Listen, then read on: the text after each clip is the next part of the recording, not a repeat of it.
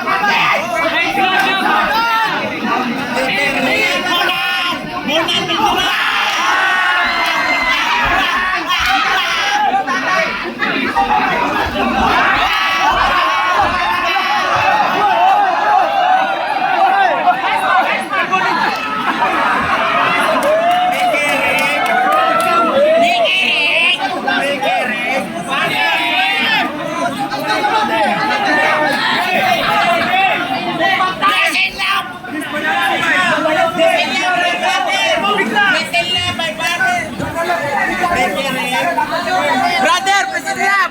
Jump!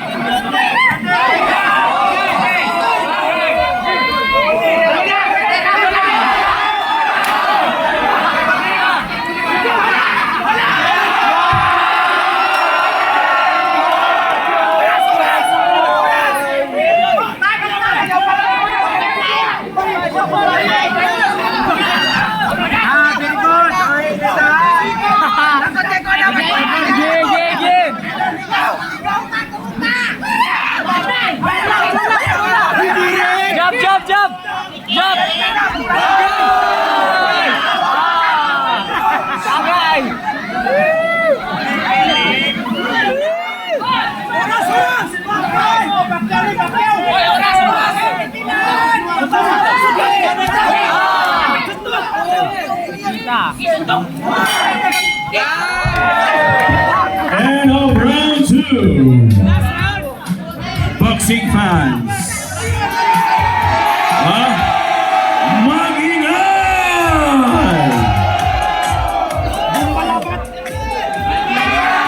Is it Ferdinand de la Merced or Bad Boy ng Cebu? Before anything else, of course, siyempre, Mike.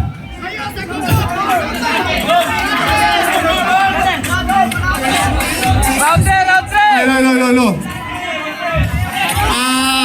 Mga idol, para sa akin, ilog sa. Kailangan na nato yung undang kay Luis o kay siya.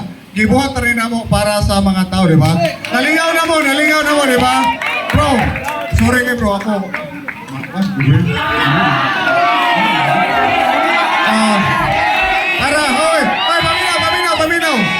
Paminaw sa mga.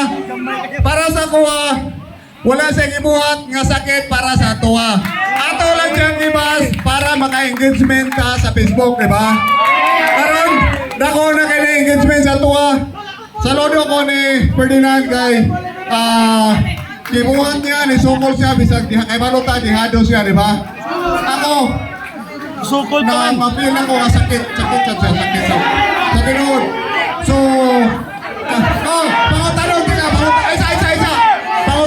pangutanong tika. Kung sa'yo gibuhat niya si mga kanong suko makay kaniya. Wala beta. Marami na na. Di ba?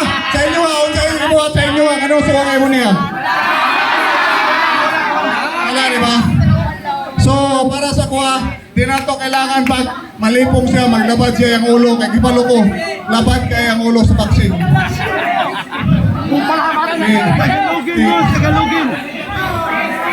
Para sa kuha.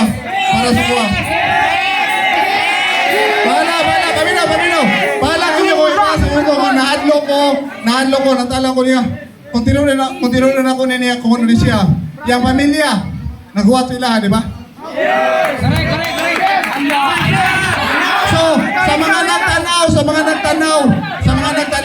ako tanong na mo, kung saan ibuhat ni Ferdinand sa inyo, anong suko kayo mo niya? Nagpasalamat ta kay yang kaugalingon.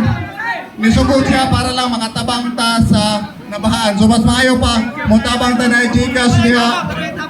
Dako kinigtabang si Ferdinand sa tuwa, karong kanauna. Ay kung wala siya, walay hype ang Facebook, dili ta makatili ko mong kwarta para tuyatag sa na Bagyo. Ako, malito. Sa tinuod, malito kong naong. Malito kong naong. Pero pamilyado ko ba eh? Pamilyado ko na pamilya na ako na naghuwat sa mua, naghuwat sa piyaha. So, kinsay suko kayo ni Ferdinando eh? Oh, pangutanaon ta mo. Kinsay suko kayo ni Ferdinando eh karon? Wala na.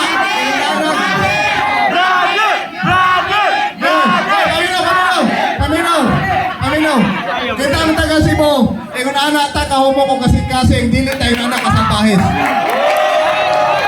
Ako na to, bro. Maraming salamat. Sa ginawa natin ngayon, marami tayong natulungan. Alam ko, ginado ka sa totoo lang. Pero ginawa mo pa rin para makatulong tayo. Ginawa niya, binawas natin siya na higit pa sa blow by blow. Pero dawat niya, tinanggap niya para lang makatulong tayo sa mga kababayan natin dito sa Cebu. Ako rin, ginawa ko rin to sa tingin ko, magka-hype kami talaga. Kaya ginawa ko yun para maka-engagement ako sa totoo lang. Hindi ako magpaka-plastic. Kayong lahat, tayong lahat dito, ginawa natin to para maka-engagement lang kay Sir. Diba? So ngayon, sino nagaling kay Sir Ferdinand?